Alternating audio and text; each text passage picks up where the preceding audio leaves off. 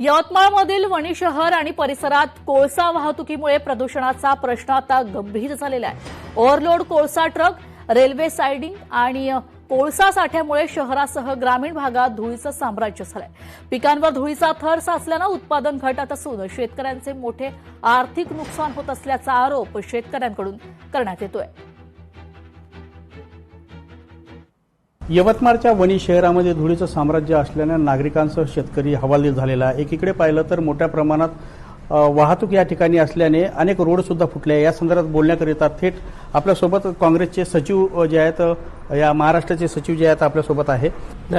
वणी ग्रामीणची रोडची परिस्थिती अतिशय दयनीय आहे, कारण मोठ्या प्रमाणात कोळसा वाहतूक, ओव्हरलोड वाहतूक होते, त्यामुळे मोठ्या प्रमाणात धुळीचे साम्राज्य इथं पसरलं आहे। त्यामुळे पिकाचं उत्पादन मोठ्या प्रमाणात घट झाली आहे। 70 ते 75% शेतकऱ्याच्या पिकावर धूळ बसते, त्याचं उत्पादन घट झाली आहे।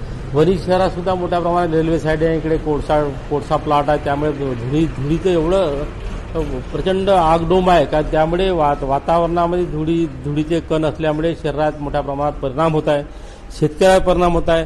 त्यामुळे ओव्हरलोड ट्रकमुळे रस्ते बरोबर नाही आहे, त्यामुळे प्रदूषण कुठे रोखल्या गेलं पाहिजे।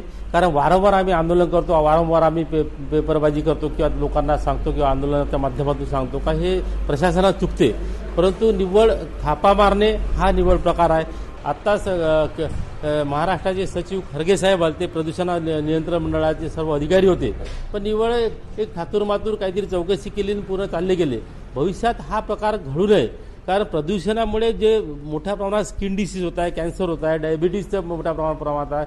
कारण प्रदूषण हे श्वसनात बारीक पार्टिकल्स ज्यावेळेस श्वसनात जाते, तर त्यावेळेस पूर्ण शरीरात पूर्ण भविष्यात येणाऱ्या काळात पिढी छोटे बालकांना सुद्धा याचा मोठा फटका बसत आहे, आरोग्यावर मोठ्या प्रमाणात परिणाम होत आहे। संजय राठोड, लोकशाही मराठी, वणी, यवतमाळ। लोकशाही मराठी, ऐका, पहा, जागरूक रहा।